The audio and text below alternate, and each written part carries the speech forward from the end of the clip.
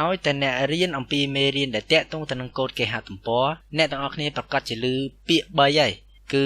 HTML CSS និង JavaScript ក៏ប៉ុន្តែកូដគេហទំព័រវាមិនមែនមានតែ3ហ្នឹងទេគឺវាមានច្រើនទៀតដូចថា PHP MySQL វាមានច្រើនជាងនេះទៀតហើយអាទាំង3នេះសំខាន់ជាងគេមិនអាចចោលបានតែហ្មងគឺ HTML JavaScript ក៏យើងអាចចោលបាន CSS ក៏យើងអាចចោលបានគ្រាន់តែបើសិនជាយើងចោលអាពីរហ្នឹងវាមិនផ្ដល់លក្ខណៈល្អប្រសើរដល់គេហទំព័ររបស់យើងទេឥឡូវយើងមានគេហទំព័រមួយសួរថាតើ HTML យើងប្រើសម្រាប់សរសេរផ្នែកណានៃគេហទំព័រនេះ HTML គឺយើងសរសេរគ្រប់ផ្នែកនៃគេហទំព័រនេះតាំងពីអត្ថបទតាំងពីតារាងតាំងពីកន្លែងបំពេញឈ្មោះតាំងពីរូបភាពតាំងពីប៊ូតុងនិយាយរួមគឺស្ទើរតែទាំងអស់យើងប្រើកូដ HTML ដើម្បីយកមកសរសេរក៏ប៉ុន្តែយើងសរសេរតែកូដ HTML វាចេញមកលក្ខណៈបែបនេះគឺវាមានទាំងអស់តាំងពីអត្ថបទទាំងអីក៏ប៉ុន្តែវាអត់ស្អាតទេដើម្បីឲ្យស្អាតគឺយើងត្រូវប្រើ CSS នេះមុខងារគឺវាធ្វើឲ្យកូដ HTML របស់យើងគេហទំព័ររបស់យើងឯងមានរូបរាងស្រស់ស្អាតដែលនៅពេលដែលយើងសរសេរកូដ CSS ចូលបន្ថែមទៅវាបញ្ចេញលក្ខណៈបែបនេះដែលមើលទៅគួរឲ្យទាក់ទាញរីឯ JavaScript វិញគឺសម្រាប់បង្កើតដូចជាចលនាឬក៏បង្កើតជាអន្តរកម្មផ្សេងៗដូចជានៅពេលដែលយើងចុចលើប៊ូតុងនេះឲ្យអក្សរបាត់ឬក៏ឲ្យវាស្អីអ្វីមួយកាត់ឡើងអញ្ចឹងអាហ្នឹងតាក់ទងទៅនឹង JavaScript ហើយលទ្ធផលនៃ JavaScript ដែលអ្នកទាំងអស់គ្នាតែងតែឃើញគឺ slide ដែល slide វាមានរូបវាមានអក្សរអារូបអក្សរហ្នឹងគឺយើងបង្កើតវានៅក្នុង HTML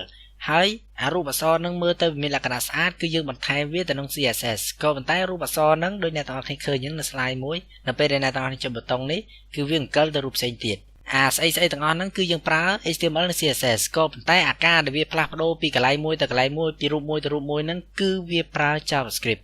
ឥឡូវយើងបានដឹងខ្លះហើយតាក់ទងទៅនឹងកូដទាំង3នៃគេហទំព័រគឺ HTML CSS និង JavaScript ក៏ប៉ុន្តែមេរៀនដែលយើងត្រូវរៀនគឺតែ HTML ទេសំណួរសួរថាអ្វីទៅជា HTML ពាក្យពេញរបស់វាគឺ Hypertext Markup Language ដំបូងយើងធ្វើការស្វែងយល់អំពី Markup Language មុនឧទាហរណ៍ថាគេហទំព័រមួយវាមានអត្ថបទវាមានរូបភាពវាមានតារាងច្រើនហើយអត្ថបទហ្នឹងវាមានចំណងជើងវាមានក្បាលរឿងវាមានកថាខណ្ឌនៅក្នុងហ្នឹងប៉ុន្តែវាមានច្រើនប៉ុណ្ណាកុំព្យូទ័រវាអត់ដឹងថាហ្នឹងជាស្អីទេវាអត់ដឹងថាហ្នឹងជាចំណងជើងអាហ្នឹងជាក្បាលរឿងអាហ្នឹងជាកថាខណ្ឌអាហ្នឹងជាស្អីអីទេហើយវាអត់ដឹងថាអាតាណាជីវៈ1អាណាជីវៈ2អាណាជីវៈ3អីទេវាអត់ដឹងទេហើយ Markup Language នេះគឺជាភាសាដែលប្រាប់ថាអាតាណាជាអាតន័យជាអាណាហ្នឹងឯងគឺយើងប្រាប់ថានេះអត្ថបទកន្លែងនេះគេហៅវាថាជាចំណងជើងអត្ថបទកន្លែងនេះហៅថាក្បាលរឿងអានេះជាកថាខណ្ឌហើយអានេះជាវគ្គ1អានេះវគ្គ2អីចឹងទៅ Markup Language គឺយើងប្រើសម្រាប់ប្រាប់បែបហ្នឹងឯងហើយសួរថាយើងចាំបាច់ប្រាប់វាយ៉ាងទៅអីយើងប្រាប់បែបហ្នឹងគឺដើម្បីយកអាឈ្មោះដែលយើងប្រាប់ទាំងអស់ហ្នឹងឯងយកទៅប្រើប្រាស់នៅក្នុងភាសា CSS នៅពេលដែលចូលទៅក្នុង CSS យើងកំណត់ថាអាណាមានឈ្មោះថាជាចំណងជើងគឺយើងដាក់ style បែបនេះហើយអាណាវាមានឈ្មោះថាជាកថាខណ្ឌយើងដាក់ style វាបែបនេះអាណាវគ្គ1យើងដាក់វាឲ្យវាហុំបែបនេះអីចឹងទៅនៅពេលយើងកំណត់បែបហ្នឹងហើយអា style ទាំងអស់ហ្នឹងឯងគឺវារត់ចូលតាមឈ្មោះហ្នឹងឯងហើយវាចូលទៅបង្ហាញនៅក្នុងគេហទំព័ររបស់យើងដោយហេតុនេះហើយបានគេហទំព័ររបស់យើងវាមានភាពស្រស់ស្អាតហើយចុះ Hypertext វិញគឺជាអ្វី text នេះបកប្រែមកថាអត្ថបទ Hypertext នេះគឺជាអត្ថបទដែលមានដំណរភ្ជាប់ទៅនឹងអ្វីមួយផ្សេងទៀតឧទាហរណ៍ថាខ្ញុំមានអត្ថបទមួយមានអក្សរច្រើនយ៉ាងទៅ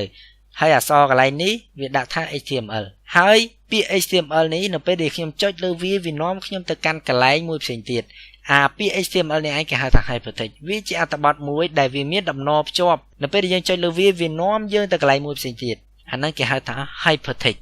ហើយចូលបើនិយាយទាំងមូលវិញនិយាយទាំង Hypertext Markup Language វិញ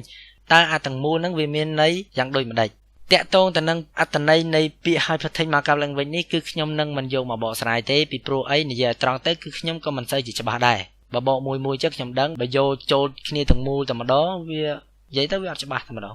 ហើយជាចុងក្រោយអ្វីដែលខ្ញុំចង់និយាយគឺ HTML ជាកូដកុំព្យូទ័រធម្មតាអ្នកទាំងអស់គ្នាស្ដាប់ឮពាក្យថាកូដមួយម៉ាត់អ្នកទាំងអស់គ្នាប្រកាសជាគិតថាវាសាំញ៉ាំណាស់ប្រកាសណាស់កូដគឺសាំញ៉ាំក៏ប៉ុន្តែ HTML នេះសម្រាប់គេហទំព័រវាជាកូដដែលដំបូងគេបង្អស់ហើយក៏អត់មានត្រូវធ្វើអីឲ្យវាសាំញ៉ាំដែរ និយាយរួមទៅកូដ HTML នេះគឺជាកូដគេហទំព័រគឺជាកូដកុំព្យូទ័រដែរក៏ប៉ុន្តែវាគ្មានអ្វីសាមញ្ញទេវាងាយស្រួលជាងកូដដទៃទៀតមិនមែនថាខ្ញុំចេះហើយមកខ្ញុំថាវាស្រួលទេបើអ្នកទាំងអស់គ្នាចង់ដឹងថាអាស្រួលនឹងវាស្រួលយ៉ាងដូចម្ដេចអ្នកទាំងអស់គ្នាអាចមើលវីដេអូបន្ទាប់ពីវីដេអូនេះដែលវីដេអូនោះមានចំណងជើងថា HTML គឺងាយស្រួលមើលវីដេអូនឹងទៅប្រហែលនាទីអ្នកទាំងអស់គ្នាប្រកាសជាយល់ច្បាស់ពីភាពងាយស្រួលរបស់ HTML នឹងគឺយល់ថា HTML នឹងគឺពិតជាមិនពិបាកមែនហើយអ្នកទាំងអស់គ្នាប្រកាសជាមិនស្ទាក់ស្ទើរក្នុងការរៀនកូដកុំព្យូទ័រមួយរៀនកូដគេហទំព័រមួយគឺកូដ HTML នេះនោះទេ